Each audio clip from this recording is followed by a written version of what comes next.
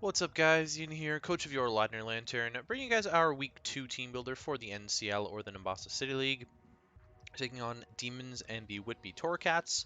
He's got an interesting team here. He's got the Victini, Sylveon, Nidoqueen, Serena, Pangoro, Dugong, Mega Aerodactyl, Latias, Gastrodon, Togedemaru, and Cofagrigus.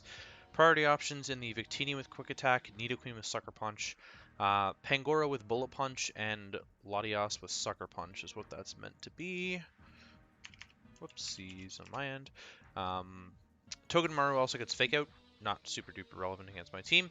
Hazard setting, he's got the Nidoqueen with Stealth Rocks and Toxic Spikes, Mega Aerodactyl with Rocks, and Cofagrigus with Toxic Spikes. Removal options, the Serena with Rapid Spin, the Mega Aerodactyl with Defog, and the Latias with Defog. 4x weaknesses, the Pangoro to Fairy, Gastrodon to Grass, and Togedemaru to Ground. I should have all of those covered. Actually, I don't think I have Fairy covered. So I'm just going to try and hit Pangoro really, really hard. That's kind of the goal there. In terms of what I'm not really expecting, I don't think Serena makes an appearance. It's got a horrific defensive matchup this game. Like, absolutely horrific. It just doesn't seem plausible to me that Serena even makes an appearance here. Dugong is just kind of an unmon. I don't really expect it to come, although I don't know why I'm expecting Togedemaru to come if Dugong isn't coming. I definitely think Dugong is more likely than Togedemaru. To put it lightly, that's kind of my thought process there. I think a few things are forced to come here. So the Mega Aerodactyl is forced to come here, the Gastrodon is forced to come here, the Sylveon is forced to come here, and I think Victini is forced to come here. So without Victini, he doesn't have a way to break through Celesteela, so that needs to come. He's going to take the speed tie with Mega Aerodactyl into Mega Alakazam. And I'm not going to play with that speed tie because he can one-shot me and I can't one-shot him, or he just pursuit traps me and whatnot. And taking a speed tie in a losing matchup is not a good idea. So we're not doing that. Gastrodon is necessary to wall Darmanitan. Besides that, he doesn't, unless he actually brings the Dugong, he doesn't have anything besides Gastrodon and Cofagrigus to take a hit from Darm. He could choose either, to be fair. Cofagrigus is a better answer to Heracross as well, so he might opt into that. But he could also be running a mixed defensive Sylveon for Heracross on top of that. I think Sylveon's going to come as a Mega Alakazam check because he doesn't really have a great Spadef check to that. Maybe Latias, I don't know. Excuse me. So that's kind of what I'm thinking is like 4 for sure. And then Latias has a weird matchup. I don't really know if it comes necessarily, but it might. Could be a Scarfer, not entirely sure there. Nidoqueen is probably the rocker of choice, unless he's running Rocks Mega Arrow. I think Nidoqueen seems like a likely matchup here. In terms of what I'm bringing, I'm running a physically defensive, or, well, slightly mixed defensive Rotom-Wash here. This is designed to take on the Victini. Actually, I don't want to deal with T-Spikes, but I want to protect a Scout out what the Victini was going to go for, and be able to play around that accordingly. I've got Toxic there to wear down mons like the Sylveon, like the Latias, like the Cofagrigus, like the Gastrodon, which would otherwise hard wall Rotom because I'm not running HP Grass for it. Pain Split to get some recovery back, especially against mons like Latias that can just roost on me, or Sylveon that can wish on me, things of that nature. Volt Switch to get on out of there, and like I said, protect the Scout for moves. This is also a pretty decent Nidoqueen check, but I sort of designed the Celesteela to be a better Nidoqueen, Latias, and Sylveon check. Yeah, Rotom's just a defensive pivot this week. It's not really doing much outside of that. Celesteela is next. I'm a Spadef Celesteela with Leech Seed, Protect, Heavy Slam, and Earthquake. Earthquake is there to deal with Nidoqueen 1v1, as well as hit the Togedemaru if it wants to switch it on a Heavy Slam for whatever reason. Also hits the Victini. Mons that would threaten me otherwise, and Heavy Slam can deal with most of the other things pretty well. I can sort of just sit on top of Gastrodon with Leech Seed Protect and just like go over and over and over again into that. I don't want to get burnt with Scald, but I can Leech Seed up, hard into Rotom, Toxic it, and then go from there because I have Protect on Rotom as well, and just wear down his fat really, really easily. Something else that I would consider doing against the Gastrodon is just going to my Kyurem-Black. My set's sort of designed to be able to deal with Gastrodon really effectively, and so that's something that I would definitely look towards there. Superior is next. I'm a Subseed Glare Mono Leaf Storm set, and I'm really fast, so I'm running all the speed investment on Serped Outspeed Latias.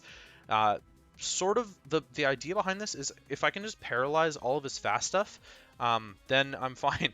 And he's obviously not going to switch in Mons like Gastrodon into my Superior, so I don't feel bad about that. Sub is obviously kind of suspicious a little bit with the Sylveon in his side, but I don't really think it's going to be an offensive Sylveon anyways, and I can sort of just wear it down with Leech Seed and boost on it with Leaf Storm. And if I'm in a position where I'm boosting on the Sylveon with Leaf Storm, then I should be in a position where I can probably kill it eventually.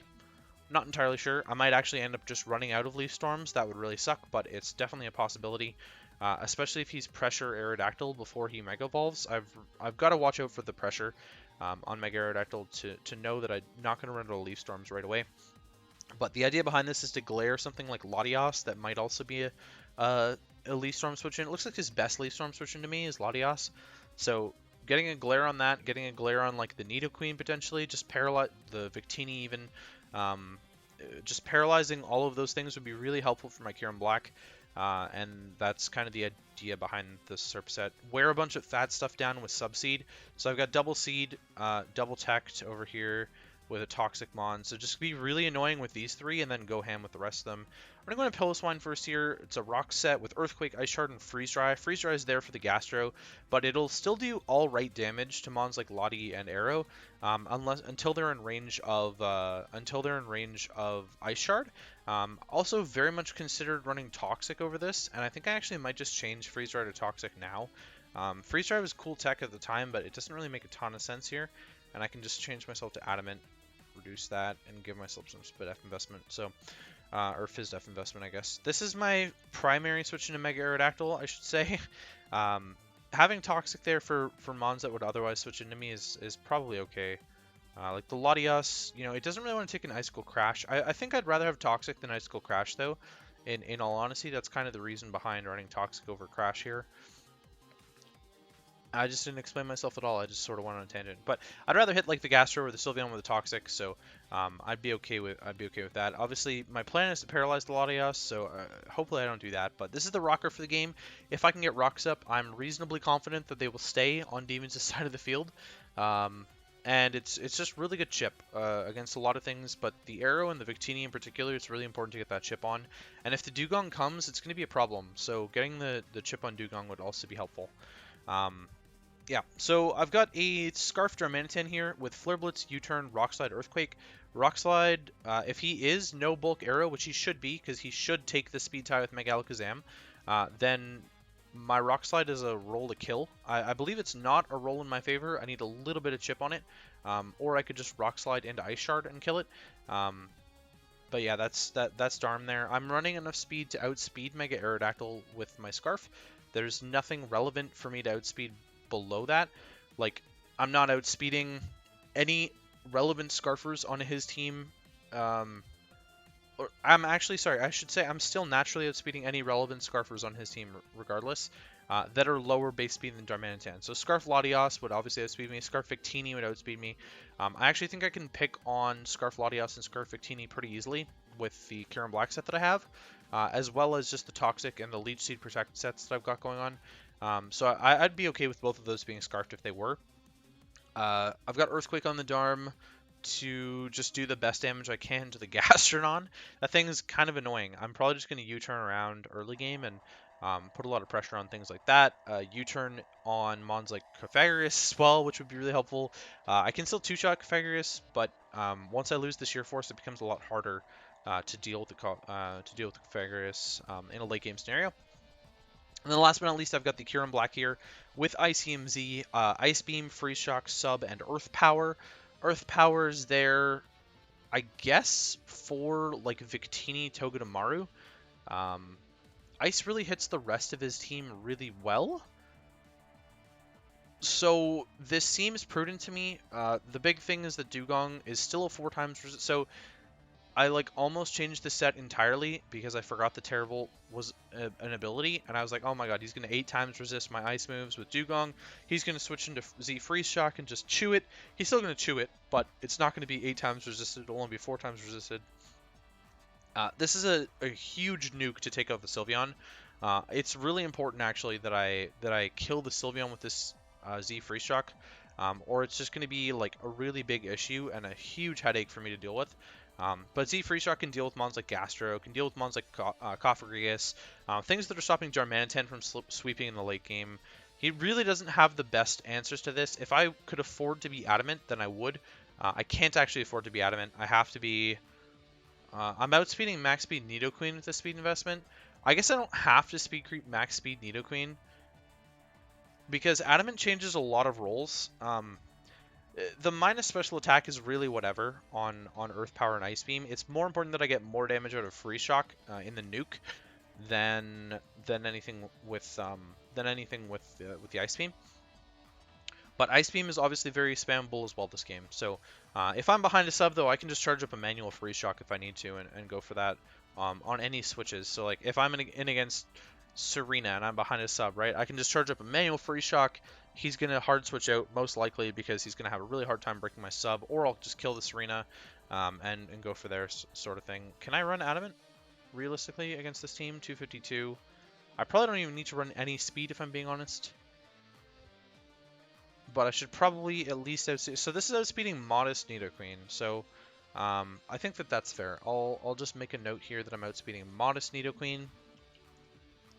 It's the most relevant thing that I can outspeed that's slower than my Kyurem-Black is Nidoqueen, and there's really no reason for him to run timid Nidoqueen unless he's creeping modest Rotom-Wash, which would be kind of weird.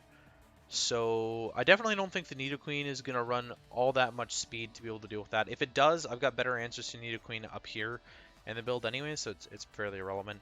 I am running a little bit of investment because it does change some roles on Ice Beam and Earth Power, but I wanted as much bulk as possible, so I'm not running a minus... and I needed the speed, so I'm not running a minus speed nature, and I'm not running a minus defense nature or a minus spit F nature, because this lets me set up subs on various things a bit more effectively. That's why I was running Jolly before, because I could hit the same speed if I was Adamant, but it takes a lot more speed EVs, and I'd rather invest the extra EVs into bulk. But Z Freeze Shock, this shouldn't be a roll now.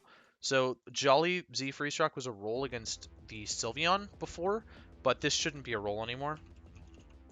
Kyurem-Black, Z move, Sylveon. So yeah, max PhysDef Sylveon. It's 95 to 112.1 if I was Jolly or Naive on the thing here. But because I'm Adamant, it does 104 to 123. So the Adamant definitely helps out here. So apologies for the live editing, but that's just, I just had to figure that out there. In terms of what I'm not bringing, Heracross has a few really good walls here. It's another match where I'd like to bring it, just like week 1. Cofagrigus kind of just sits on its face. Sylveon sits on its face. Heracross doesn't really get the best ways to deal with fairies at all. And to deal with ghosts, I have to rely on like Night Slash or Knockoff. I'd rather not. Wigglytuff could have been actually kind of fun as a T-Wave spreader this game. It's got a lot of really fun coverage options, and it's a nice cleric. I don't know if I'm going to be in a position where I need to have a cleric on my side. Who knows? I don't know.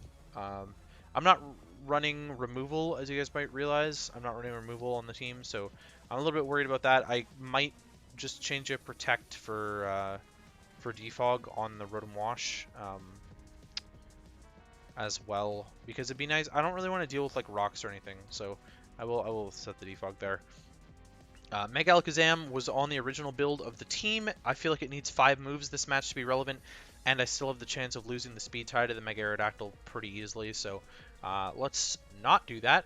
Drapion didn't really consider. It's a nice way to kill the Sylveon, but so is the Free Shock, and Drapion doesn't really match up well against anything else besides maybe, Pursuit Trapping and Double Psychics. It kind of loses to Nidoqueen in the 1v1. Honestly, it probably loses to Cofagrigus in the 1v1. I could see the use for Drapion in this match, though. I could definitely see the use for Drapion. I'm not bringing it, though.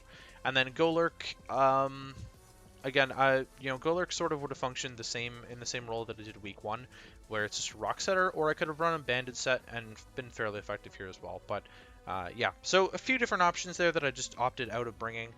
That's going to be the team. Hopefully you guys enjoyed, and I'll catch you guys for week 2.